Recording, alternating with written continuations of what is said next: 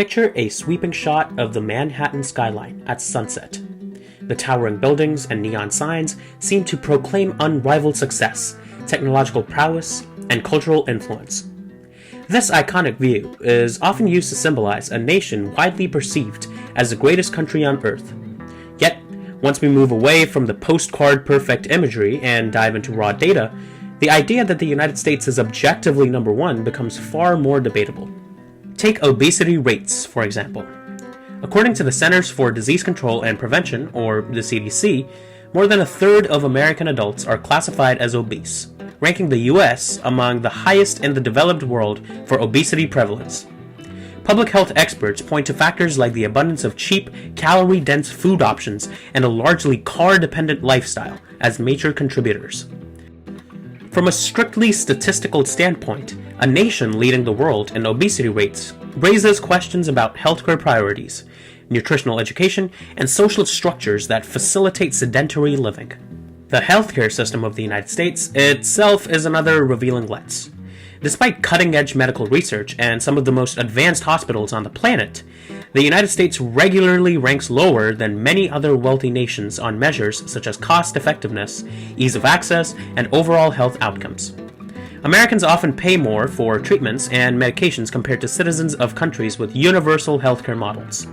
Consequently, healthcare-related debt remains one of the leading causes of bankruptcy in the United States, a startling contradiction to the belief in limitless opportunity and security. The discrepancies become even starker when we look at life expectancy. While it varies state by state, the national average has consistently trailed behind many Western European nations, as well as countries like Japan and South Korea. Several studies attribute this gap to a complex interplay of factors: higher factors of chronic diseases tied to poor diet and lifestyle, insufficient preventive care, and socioeconomic disparities that limit access to quality medical services. This gap underscores the idea that sheer wealth or technological advancement does not necessarily translate into better health for everyone. Then there's the issue of social inequality.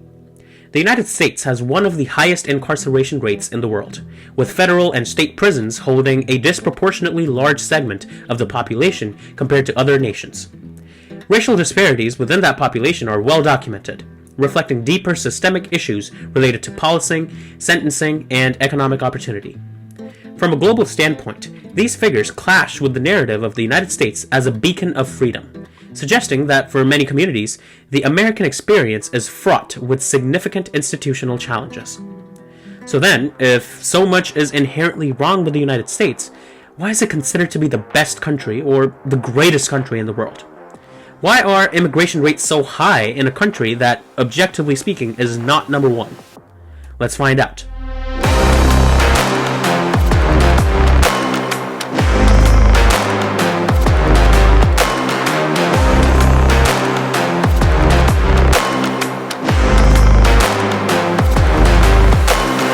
Economically, it's true that the United States is a powerhouse in terms of sheer gross domestic product.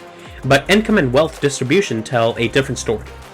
America's wealth gap has widened significantly over the past few decades, with the top 1% controlling a substantial portion of the nation's riches. For those at the bottom, or even in the shrinking middle class, the promise of upward mobility can feel elusive. When you factor in the cost of living in major cities, student debt burdens, and stagnating wages, the claim that the United States is the best place for economic opportunity is not universally valid. Statistics often show more promising mobility rates in nations like Denmark, Canada, or Australia. Despite these sobering metrics, the mythos of American greatness persists on a global scale.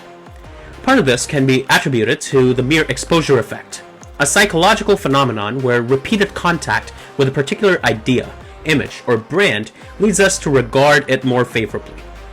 The United States has long dominated global entertainment. Hollywood films, American music, iconic fast food franchises, and these cultural exports saturate international media. In seeing these symbols everywhere, our brains begin to conflate their ubiquity with a sense of superiority or inherent desirability. From a neuroscientific standpoint, the deeply ingrained narrative of American exceptionalism interacts with several key brain regions involved in reward, emotion, and memory processing. The mesolimbic dopamine pathway, which by the way is one of our favorite pathways on this channel, which spans the ventral tegmental area, or the VTA, and the nucleus accumbens, which is part of the ventral striatum, responds to positive or motivational cues by releasing dopamine, creating that sense of excitement and possibility tied to the American dream.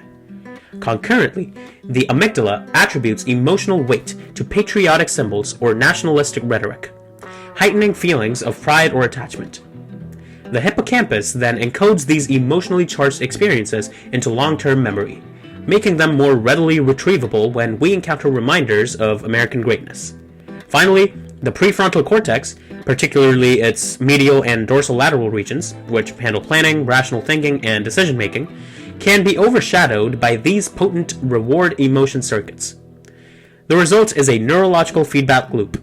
Repeated exposure to glowing portrayals of the United States continually reinforces a belief in its supremacy, even as contradictory data may be consciously acknowledged but emotionally underweighted. Another layer to consider is the deep-rooted philosophy of American exceptionalism, the idea that the United States holds a unique moral or historical place among nations. Going back to the Founding Fathers and their emphasis on liberty, property rights, and individual freedom, this philosophy has been woven into the national identity. From a purely philosophical standpoint, though, any claim of exceptional greatness must also contend with counterpoints. If freedom is the measure, how do we square that with mass surveillance revelations or the world's largest prison population? If opportunity is the standard, how do we address persistent racial and economic divides?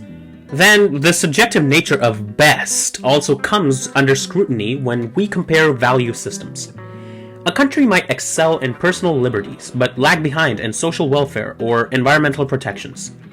Another might offer robust public services and high social equality, but have stricter economic regulations. Philosophically, determining which set of attributes is most important often depends on cultural and individual preferences, revealing that any label of best country is more about aligning with certain ideals than universal fact. The psychological concept of confirmation bias further cements the United States in many people's minds as number one. Individuals, particularly Americans, are inclined to notice and emphasize instances that reinforce their existing beliefs, such as success stories or cultural achievements, while disregarding statistics that highlight flaws. Immigrants who achieve prosperity in the United States can become living testaments to the dream, their personal triumphs overshadowing the experiences of those who languish in generational poverty. The media is another potent force. American news outlets often project the country's perspective on global events, and social media platforms, many of which originated in the United States, carry those narratives to a worldwide audience. This shapes not just foreign perceptions, but also Americans' own views about their place in the world. When stories are framed through a lens of American heroism or moral leadership, it reinforces the belief in national preeminence, making negative data points easier to ignore or dismiss as anomalies. Ultimately, reconciling the data with the mythology calls for a nuanced understanding of how societies measure success and how people internalize stories. Statistically, the United States might not stand as the unequivocal leader in areas like healthcare, education, or social equity. Psychologically and culturally, however, it has mastered the art of aspiration, storytelling, and global branding in a way that resonates powerfully across nations. Our brains are drawn to optimism and possibility, and the American narrative continues to prove exactly that. So, is America truly the best country in the world? By many objective measures, it falls short of that title. Yet, the potency of its cultural appeal, the power of its founding ideals, and the effectiveness of its global media reach all contribute to an enduring perception of the United States' supremacy in the world. In the end, that perception is less about the data and more about how the human mind gravitates towards hope, ambition, and the promise of a new frontier. Whether one views that as an inspiring testament to American spirit, or a clever illusion of branding and bias, ultimately depends on the stories you choose to believe, and the metrics that you deem most important. Thanks for watching.